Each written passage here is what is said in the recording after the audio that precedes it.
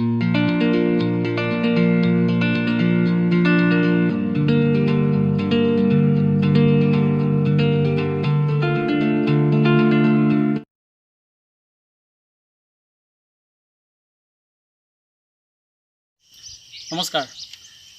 আমি আজি উপস্থিত আছোঁ কামৰূপ জিলাৰ হাজো ৰাজচক্ৰৰ এখন অন্যতম গাঁও অভয়পুৰ।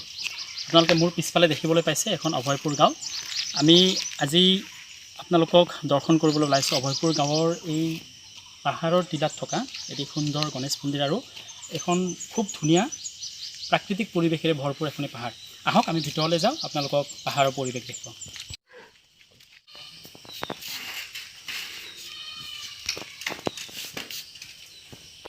আমি এতিয়া মন্দিৰৰ ভিতৰলৈ সোমাই আহিছোঁ। আপোনালোকে দেখিবলৈ পাইছে খুব ধুনীয়া এটি শান্ত পৰিৱেশ। এই পাহাৰখনৰ নাম হৈছে শিলাদ্দাৰ পাহাৰ আৰু শিলাদ্দাৰ পাহাৰৰ নামনিত এই গণেশ মন্দিৰটো অৱস্থিত। আৰু আমি মন্দিৰৰ ভিতৰলৈ আপোনালোকক জনাইছোঁ, মন্দিৰৰ ভিতৰলৈ সোমাই আহিছোঁ। এটি খুব শান্ত পৰিৱেশ। মোৰ চাৰিওফালে আপোনালোকে দেখিবলৈ পাইছে সেউজীয়া আৱৰণেৰে ভৰপূৰ এই পাহাৰখন। আৰু যিহেতু বৰ্তমান সময় বাৰিষা সময়, গতিকে বাৰিষাৰ বৰষুণত গছ গছনিবিলাকে প্ৰাণ পাই উঠিছে। আমি সেই দৃশ্য আপোনালোকক দেখুৱাম। আহক আমি মন্দিৰৰ ভিতৰত প্ৰৱেশ কৰোঁ।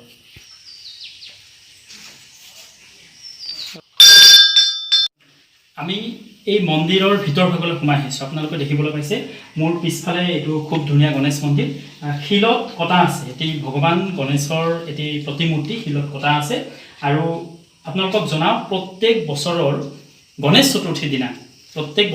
চতুৰ্থীৰ দিনা এই গাঁৱৰ ৰাইজে মিলি ইয়াতে গণেশ পূজা উদযাপন কৰে আৰু খুব ধুমধামেৰে এই পূজা অনুষ্ঠিত কৰা হয়। অসমৰ বিভিন্ন প্ৰান্তৰ পৰা ভক্ত আহে ইয়াতে, নিজৰ মনোবাঞ্ছা সিদ্ধি হয় বুলি কোৱা হয়। ইয়াত এগছি বন্তি জ্বলালে, এখনি শৰাই আগবঢ়ালে মনোবাঞ্ছা পূৰণ হয় বুলি কোৱা হয়। সেই উদ্দেশ্যে অভয়পুৰ গাঁৱৰ ৰাইজে অনুষ্ঠিত কৰা গণেশ চতুৰ্থীৰ দিনা যি গণেশ পূজা অনুষ্ঠিত কৰে, তাত অসমৰ বিভিন্ন প্ৰান্তৰ মানুহে ইয়াত উপস্থিত হয় আৰু নিজৰ মনোবাঞ্ছা পূৰণৰ বাবে এগছিকৈ বন্তি জ্বলায়।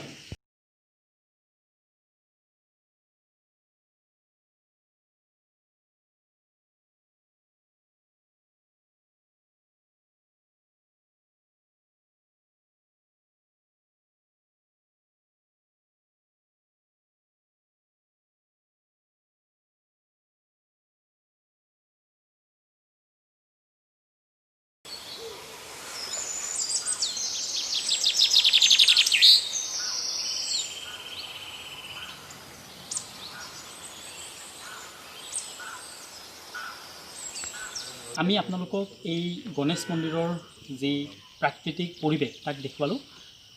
ইয়াতে আপোনালোকে দেখিবলৈ পাইছে এটি সুন্দৰ শিৱৰ আৰাধ্য স্থান। যিহেতু ভগৱান শিৱ গণেশৰ পিতৃ বুলি কোৱা হয়, গতিকে ইয়াৰ ভগৱান শিৱৰ আৰাধ্য স্থান ৰাখিছে।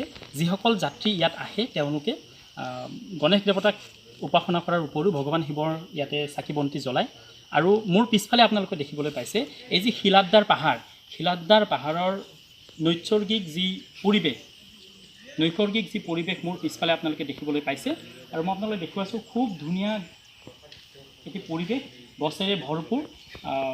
আপোনালোকে দেখিবলৈ পাইছে বিভিন্ন প্ৰজাতিৰ যি গছ, শাল চেগুনকে আদি কৰি বিভিন্ন প্ৰজাতিৰ গছ মোৰ পিছফালে আপোনালোকে দেখিবলৈ পাইছে।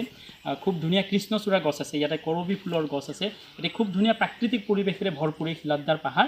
আমি আপোনালোকক অনুৰোধ জনাইছোঁ, অসমৰ বিভিন্ন প্ৰান্তৰ ৰাইজে ইয়াত যেতিয়া গণেশ পূজা উদযাপন কৰা হয় ইয়াত আহে। আমি আপোনালোকক অনুৰোধ জনাইছোঁ, আপোনালোকে আহক। প্ৰত্যেক ইংৰাজী বছৰৰ 1 তাৰিখ অৰ্থাৎ 1 জানুৱাৰীৰ দিনা অসমৰ বিভিন্ন প্ৰান্তৰ ৰাইজ, লগতে ইয়াৰ দাঁতি কাষৰে যিসকল ৰাইজ আছে তেওঁলোক ইয়াত আহে। তেওঁলোকে বনভোজ খাবলৈ আহে। আচলতে এখন খুব ধুনীয়া বনভোজৰ ঠাই, পিকনিক প্লেচ বুলি কোৱা হৈছে। ইয়াত বনভোজ খাবলৈ আহে আৰু বিভিন্ন ধৰণৰ ৰং ধেমালি কৰে। গতিকে অসমৰ সমূহ ৰাইজক আমি অনুৰোধ জনাইছোঁ, বিভিন্ন প্ৰান্তৰ ৰাইজ ইয়ালৈ আহক। আৰু ইয়াৰ যি এই শিলাদ্দাৰ পাহাৰৰ পঞ্চতীৰ্থ খ্যাত হাজোৰ কেদাৰ পাহাৰৰ নামনি যি শিলাদ্দাৰ পাহাৰ অভয়পুৰ গাঁৱত অৱস্থিত, ইয়াৰে প্ৰাকৃতিক পৰিৱেশ উপভোগ কৰিবলৈ আপোনালোকক আহক। আৰু এই ভিডিঅ'টো চাই যদি আপোনালোকে ভাল পাইছে তেতিয়াহ'লে প্লিজ আমাৰ এই ইউটিউব চেনেলটি লাইক, শ্বেয়াৰ এণ্ড ছাবস্ক্ৰাইব কৰি দিব। আৰু যদি কিবা ভুল ত্ৰুটি হয় তেতিয়াহ'লে নিশ্চয়কৈ আঙুলিয়াই দিব। ভৱিষ্যতৰ দিনত আপোনালোকৰ এই দিহা পৰামৰ্শৰে আমি আগুৱাই যাবলৈ চেষ্টা কৰিম। ধন্যবাদ।